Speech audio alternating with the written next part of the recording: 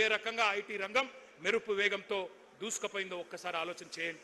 మనం చిల్లర మాటలు మాట్లాడలేదు, ఉల్ఫా మాటలు మాట్లాడలేదు, ఉన్మాదపు చర్యలు చేయలేదు. ఊహలకు రెక్కలిచ్చి ఆలోచనలు ఆవిష్కరణలుగా మార్చే గొప్ప వేదికలు ఒక టీ హబ్, ఒక టీ వర్క్స్ సృష్టించినాం. ఇప్పుడే మా వాళ్ళు చెప్తా ఉన్నారు ఇక్కడికి వస్తుంటే, మీ అందరూ కూడా ఒక్కసారి జాగ్రత్తగా వినాలా. టీ హబ్లో పురుడు పోసుకున్న ఒక కంపెనీ, దాని పేరు స్కై రూట్. భారతదేశానికి స్వాతంత్రం వచ్చి 79 ఏళ్ళైంది. ఇవాళ ఆ కంపెనీ స్కై రూట్ అనే కంపెనీ ప్రపంచ చరిత్రలో కాదు, భారతదేశ చరిత్రలో మొట్టమొదటిసారిగా ఒక ప్రైవేట్ రాకెట్ ను అంతరిక్షంలోకి పంపిన కంపెనీ మన టీ హబ్ నుంచి వచ్చింది. ఇవాళ ఉదయమే ఆ కార్యక్రమం జరిగింది. ఒకసారి గట్టిగా స్కై రూట్ వాళ్ళకి చప్పట్లతో అభినందనలు చెప్పాలని చెప్పి కూడా నేను కోరుతా ఉన్నా. మనం గుడ్లు బీకి గోటీలు ఆడతామని చెప్పలేదు, చిచోర మాటలు చెప్పలేదు.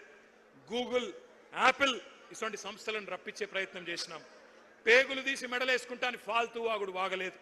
ఫాక్స్కాన్, అమెజాన్ లాంటి దిగ్గజాలను తెచ్చినాం.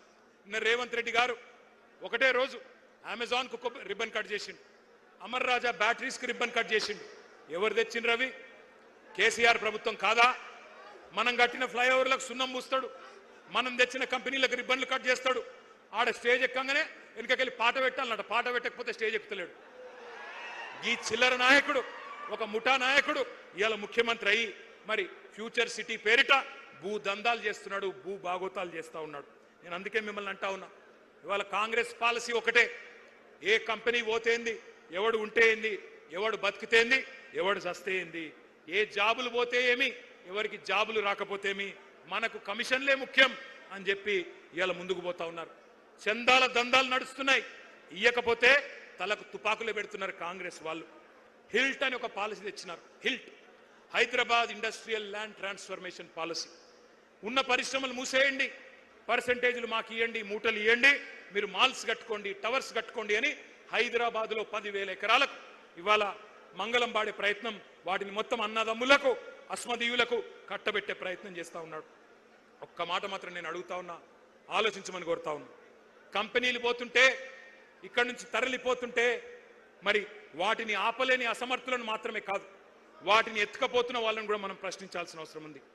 తెలంగాణ ప్రయోజనాల గురించి గట్టిగా మాట్లాడితే ప్రాంతీయవాదం అని మాట్లాడుతున్నారు. మరి నేను అడుగుతున్న భారతీయ జనతా పార్టీని, ఇక్కడున్న కంపెనీలను గుజరాత్కు తరలిస్తుంటే, ఎత్తుకపోతుంటే, గద్దల్లాగా తన్నుకపోతుంటే అది జాతీయవాదం అవుతుందా? బీజేపీకి సిగ్గుందా?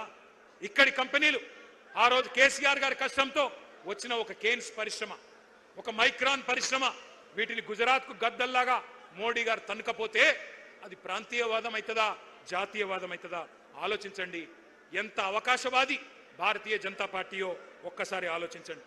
మాకు తెలుసు మీ కష్టం. డిగ్రీలు చేతబట్టుకొని పట్టభద్రులు పట్టణంలో కొలువు తీరి మీరు కొలువుల కోసం ఎంత కష్టపడుతున్నారో మాకు తెలుసు. ఇరికిరికి రూములలో 5-6, 10 మంది ఒక దగ్గర ఉంటూ సర్దుకపోతూ కిరాయిలు కట్టడానికి మీరు పడే కష్టాలు కూడా మాకు తెలుసు. సెంట్రల్ లైబ్రరీలో పుస్తకాలతో కుస్తీలు పడుతూ, చాయ్ సమోసాలతోనే కడుపు నింపుకుంటూ మరి అవస్థలు పడే మీ గురించి మాకు అవగాహన ఉంది.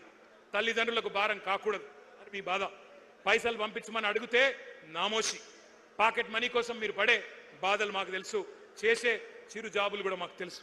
మరి ఇట్లాంటి వాళ్ళ జీవితాలతో క్రూర పరిహాసం ఆడుతున్నది కాంగ్రెస్ పార్టీ. కేవలం కాంగ్రెస్ మాత్రమే కాదు, బీజేపీ కూడా. బడే బాయ్ 2 కోట్ల ఉద్యోగాలు ఇస్తా అన్నాడు సంవత్సరానికి. చోటే బాయ్ సంవత్సరంలో 2 లక్షల ఉద్యోగాలు ఇస్తా అన్నాడు. అక్కడ 2 కోట్లున్నాయి, ఇక్కడ 2 లక్షలు కూడా నై. బడే మియాతో బడే మియా, చోటే మియా సుబాన్ అల్లా అన్నారు. ఎంత గట్లున్నది ఇద్దరి కథ.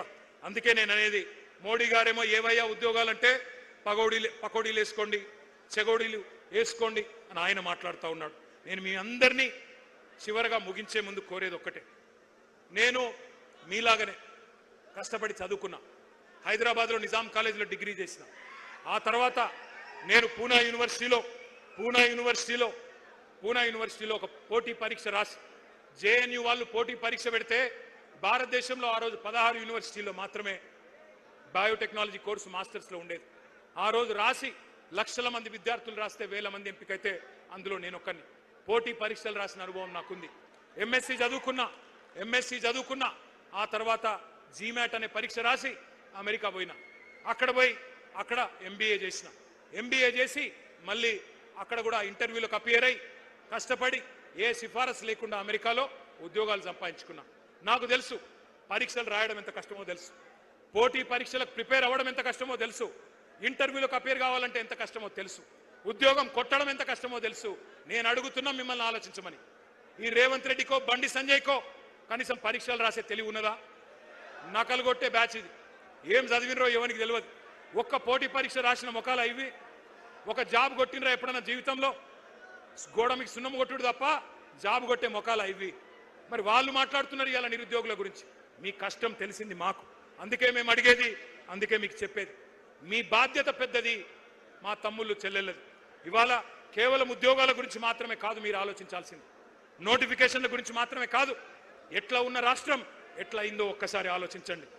నేను మిమ్మల్ని అందరినీ చెప్పేది ఒకటే, ఇవాళ మీ తండ్రి ఒక రైతన్న, మీ తండ్రి ఒక నేతన్న కావచ్చు, ఒక గీత కార్మికుడు కావచ్చు, ఒక ఆటో డ్రైవర్ కావచ్చు, మీ చెల్లె ఒక ఆశా వర్కర్ కావచ్చు, మీ అక్క ఒక అంగన్వాడీ టీచర్ కావచ్చు.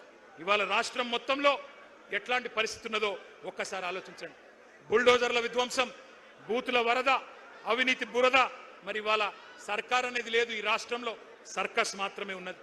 ఎంత చండాలమైన వ్యవహారం చేస్తా ఉన్నారో ఆలోచించండి.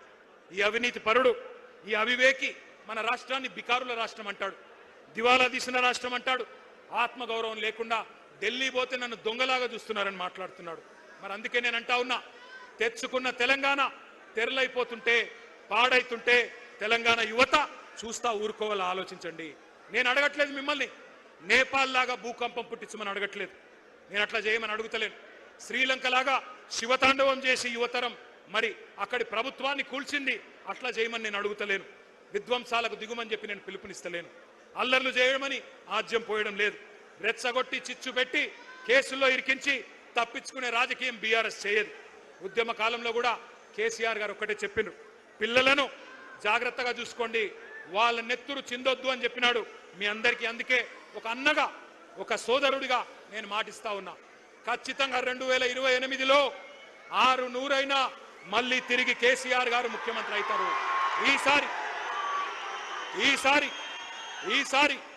ఈసారి మీ బాధ్యత మీ అన్నగా నేను తీసుకుంటా. గతంలో కొన్ని పొరపాట్లు జరిగినాయి, ఆగండి, గతంలో కొన్ని పొరపాట్లు జరిగినాయి, కానీ ఈసారి అట్లా కాకుండా పూర్తి స్థాయిలో బాధ్యత నేను తీసుకుంటాను. ఒక అన్నగా మీకు అండగా నిలబడతాను. రాబోయే 2 ఏళ్లు పోరాటం చేద్దాం. ఆ తర్వాత అధికారంలోకి వచ్చినాక జాబ్ క్యాలెండర్తో సహా మీరు కోరుకున్న విధంగా నోటిఫికేషన్లు, మీరు కోరుకున్న పారదర్శకంగా మీ భవిష్యత్తుకు ఒక సోదరుడుగా నేను అండగా ఉంటానని చెప్పి బాధ్యతగా విజ్ఞప్తి చేస్తూ పేరు పేరున మీకు నమస్కారాలు తెలియజేస్తూ జై తెలంగాణ. అందరికీ భోజనాలు ఉన్నాయి, దయచేసి భోజనం చేసినాకనే బయలుదేరాలా. Thank you. జై తెలంగాణ.